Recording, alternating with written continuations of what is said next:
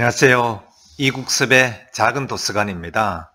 오늘은 간자의 세 번째 시간, 마지막 이야기로 간자의 사상을 간단하게 요약하는 시간을 가져보겠습니다. 우리 모두는 아마도 머리는 차갑지만 따뜻한 마음을 지닌 사람이 좋을 것이고, 또 그리고 엄격한 법의 잣대를 가지면서 약자를 품는 사회가 좋을 것이고, 또 모두가 잘 살지만 인가 예가 넘치는 나라를 바랄 것입니다. 간자를 보면 그에 대한 해안을 지닐 것 같습니다. 이러한 간자의 정치, 경제, 철학에 대한 사상을 간단하게 요약해 보겠습니다.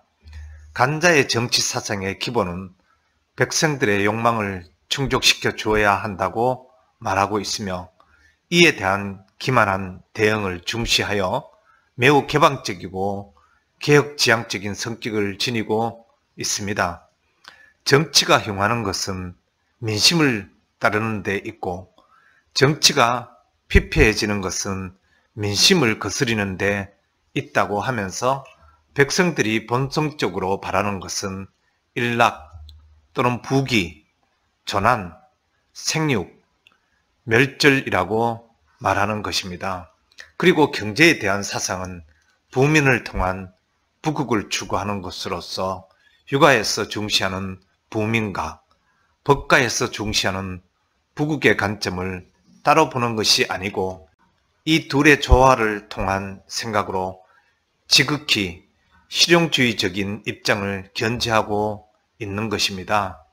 그는 모여 살면서 서로 돕는 가운데 전문성을 강화하고 정보를 교환하여 경쟁력을 높이고자 한 것입니다. 국가가 시장에 개입하여 수요와 공급을 조절하고 가격 조절 기능을 수행해서 전체적으로 국가 경제를 안정시키고 세수를 증대시키는 방안을 추구하였고, 대외적으로는 개방 정책을 실시하여 외국과의 무역을 통해 국부를 정진시키고자 한 것입니다. 한편 그의 철학 사상은 심술상, 심술하, 백심, 내어편에서 잘 보여주고 있습니다. 이 네 편에 나타난 그의 철학 사상은 일면 노자의 도가 사상과 유사하기도 하지만, 다른 한편으로는 다른 점도 많이 갖고 있습니다. 관자 철학 사상의 중심 관념은 도입니다. 도는 비어있고 형상이 없다고 정의를 합니다. 허무와 무형을 도라 한다고 하였으며, 덕이란 만물을 하육하는 것이며 덕은 도가 머무는 곳이라고 합니다. 그러므로 도와 덕은 서로 다른 별개의 것이 아니라고 인식하였습니다. 또한 의는 각기 그 마땅함에 처하는 것이며, 예란 사람의 정과 의로움 이치에 기초하여 만든 구체적 규범이라고 말하고 있습니다.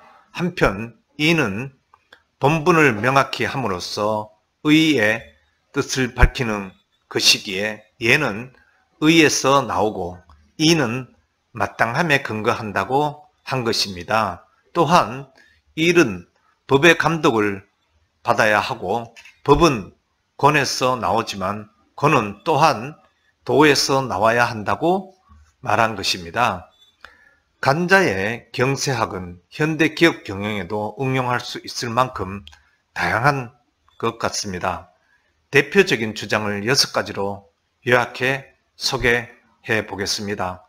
첫 번째는 경영자는 밝은 비전을 제시해야 합니다. 즉, 리더라면 조직원과 소비자들에게 미래의 밝은 비전을 제시할 수 있어야 한다고 합니다.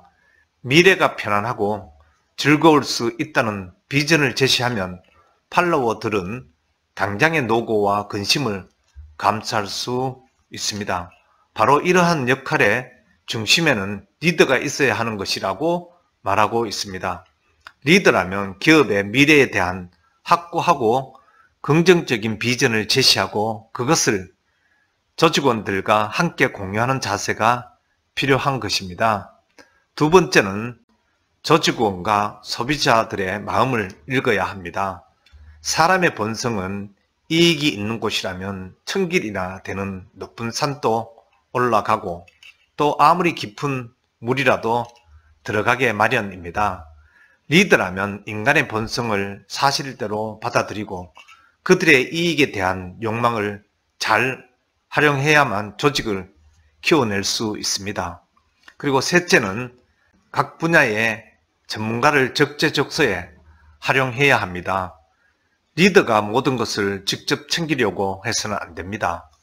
관자는 자기가 실무적인 경제, 외교, 법, 군사 등이 다른 신하보다 못하다는 것을 인정하고 각 분야의 최고 전문가를 기용해서 그들로 하여금 각 분야를 책임지고 경영하게 했습니다.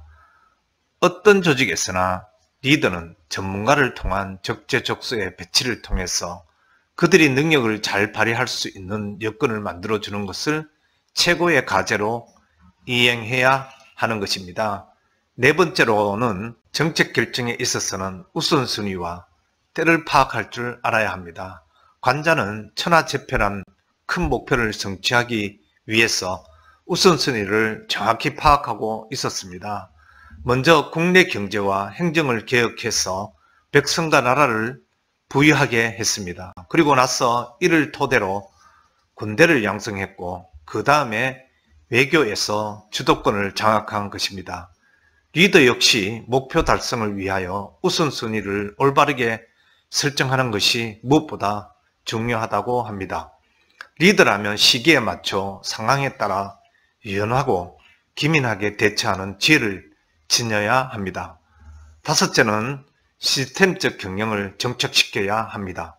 관자는 법이란 객관적 기준에 충실하게 해서 나라를 다스림으로써 기강을 바로 세웠습니다. 관자는 철저하게 능력과 소질에 따라 인사를 하고 시스템에 따라 일을 처리하게 했습니다. 그리고 마지막 여섯 번째는 베푸는 마음을 가져야 합니다. 관자는 천하의 패권을 차지하기 위한 큰 꿈을 가졌던 인물입니다. 이러한 꿈을 이루기 위해서는 천하 사람의 인심을 얻으려 하였고 이런 연유로 백성이나 이웃 나라에 먼저 은혜를 베풀었던 것입니다. 그리하여 결과적으로 나중에는 훨씬 더 큰 것을 얻어냈습니다. 리더들도 소비자의 마음을 사기 위해서는 기업에 대한 이미지를 좋게 하는 것이 장기적으로는 더욱 더 큰 이익을 가져올 수 있음을 우리는 알아야 합니다. 우리는 관자를 통하여 진정한 실용주의를 가까이 할 필요가 있다는 생각을 가져봅니다. 결국 실용주의는 균형 감각을 바탕으로 다양한 수단을 사용하여야 합니다. 그러니까 한 수단만을 내세우는 우를 범해서는 안 될 것입니다. 법이라는 수단을 사용하기 위해서는 자유라는 또 다른 수단이 있어야 하며 평등이라는 수단을 사용하려면 공정이라는 가치를 사용할 수 있어야 합니다. 자유건 또는 법칙은 또는 평등이건 공정이건 우리가 중요시하는 그 모든 것은 반드시 중용지도라는 균형을 통한 조화를 이루어야 합니다. 보다 균형 잡힌 시각과 그에 따른 행동하는 실천력을 갖춘 성숙한 시민이 될 것을 이 책을 통해서 배움을 얻어봅니다. 여러분께서도 여러분이 이상적으로 생각하는 바를 가다듬어 실천하는 지식인이 되기를 바라면서 관자의 이야기를 모두 마치도록 하겠습니다. 고맙습니다.